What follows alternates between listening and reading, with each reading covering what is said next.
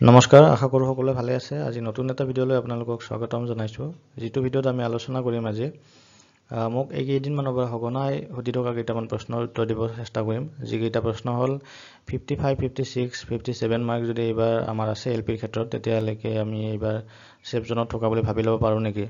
বা আৰু এটা ছেকেণ্ড কুৱেশ্যন আছিল যে DW এল পি ইউ পিৰ ভেৰিফিকেশ্যন প্ৰচেছ কেতিয়া ষ্টাৰ্ট হ'ব বা মেৰিট লিষ্ট কেতিয়া ওলাব। এইকেইটা প্ৰশ্নৰ উত্তৰ মানে মই সকলোকে দিব পৰা নাই ভালকৈ, চ' আজি ভিডিঅ'টোত একেলগে দিম বুলি ভিডিঅ'টো বনালোঁ। ভিডিঅ'টো সকলোকে চাই থাকিব আৰু লগতে চেনেলটো যদি ছাবস্ক্ৰাইব কৰা নাই আপোনালোকে অনাগত ভিডিঅ'বোৰ পাই থাকিবলৈ ছাবস্ক্ৰাইব কৰি দিব। চ' বলক ভিডিঅ'টো আৰম্ভ কৰোঁ। চ' প্ৰথম কুৱেশ্যন বহুখিনি কেণ্ডিডেটে কৰি আছে যে 55, 56, 57 মাৰ্ক এইবাৰ আছে আমাৰ, আমি এইবাৰ ছেফ জোনত থকা বুলি ভাবি ল'ব পাৰোঁ নেকি এল পিৰ ক্ষেত্ৰত, বা মেৰিট লিষ্টত আমাৰ নাম আহিব পৰা কিবা চান্স আছে নেকি? চ' নিশ্চয় এইবাৰ যদি আপোনালোকে ST hills, ST plains, SC আৰু লগতে T ট্ৰাইব, PWD কেটেগৰীৰ পৰা যদি বিলং কৰে, তেতিয়াহ'লে এইবাৰ 55, 56, 57 মাৰ্ক ভালেখিনি মাৰ্ক আপোনালোকৰ আছে। কাৰণ এইখিনি মাৰ্ক এইবাৰৰ নিযুক্তি প্ৰক্ৰিয়াৰ বাবে কম মাৰ্ক বুলি আপোনালোকে ক'ব নোৱাৰে।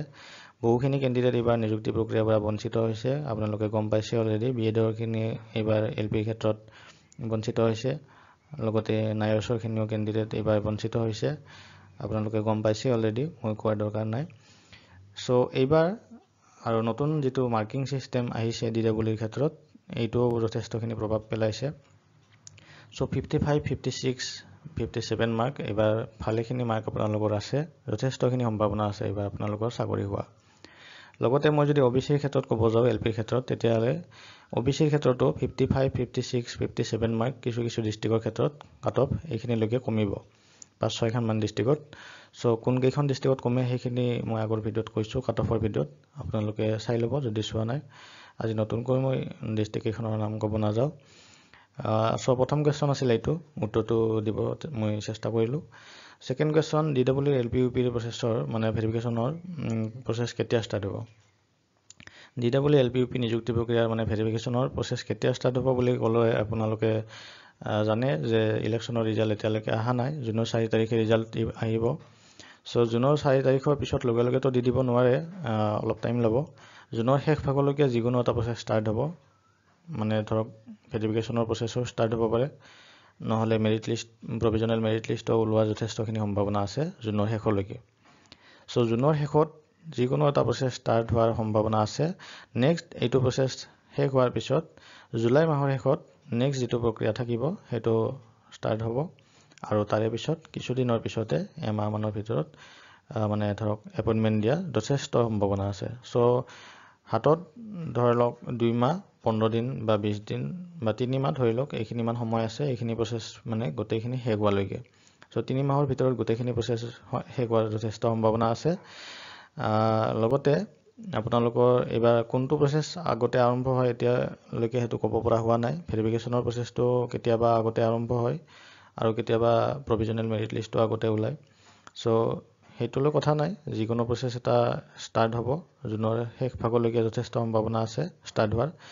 চ' বহুত বেছি টেনশ্যন লোৱাৰ দৰকাৰ নাই, ডকুমেণ্টছখিনি ৰেডি কৰি ৰাখক। যি ডকুমেণ্টছ আপোনালোকৰ বিচাৰে, আপোনালোকে চাগে গম পাইছে অলৰেডি কি ডকুমেণ্টছ বিচাৰে, ইউটিউবত ভিডিঅ' চাই বা আগৰ যিবিলাক মানে কেণ্ডিডেটে চাকৰি পাইছে এনেকৈ। চ' যদি জনা নাই, মই আকৌ এটা ভিডিঅ' বনাম, আপোনালোকে কমেণ্ট ছেকশ্যনত জনাব কি ডকুমেণ্টছ আপলোড মানে তাতে বিচাৰে, কি ডকুমেণ্টছ লাগিব নিযুক্তি প্ৰক্ৰিয়াত, ডকুমেণ্ট ভেৰিফিকেশ্যন প্ৰচেছত। চ' সেইটো এটা কথা।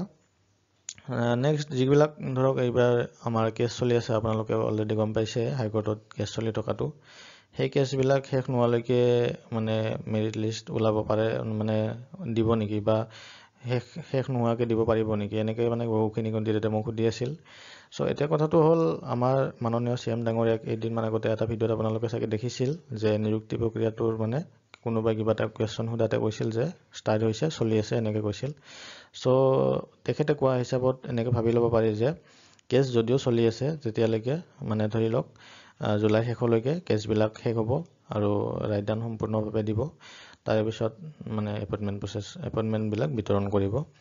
চ' 3 মাহমান হাতত সময় আছে অলৰেডি ইমান দেৰি নহ'লে ইলেকশ্যনৰ কাৰণে অলপমান দেৰি হৈ গ'ল বাৰু, কিন্তু আৰু বহুত বেছি দেৰি নহয় প্ৰচেছবিলাক, কাৰণ DWA LPUP নিযুক্তি প্ৰক্ৰিয়াত বহুত বেছি প্ৰচেছ বাকী নাথাকে। ভেৰিফিকেশ্যনৰ প্ৰচেছটো যদি এবাৰ ষ্টাৰ্ট হৈ গৈছে তেতিয়াহ'লে মেৰিট লিষ্ট মাৰিব বাকী থাকে আৰু তাৰপিছত এপইণ্টমেণ্টবিলাক বিতৰণ কৰে। চ' সিমান বেছি আৰু লেট নহ'ব লাগে। এইখিনিয়ে আছিল, আপোনালোকৰ লগত আলোচনা কৰিলোঁ আজিৰ কথাখিনি। চ' আপোনালোকে জনাব কিমান মাৰ্ক পাইছে, আপোনালোকে কিমান মাৰ্ক আছে, কোন কেটেগৰীৰ হয় আপোনালোক। বাকী আজিৰ ভিডিঅ'টো লৈ এইখিনি আছিল। Thank U.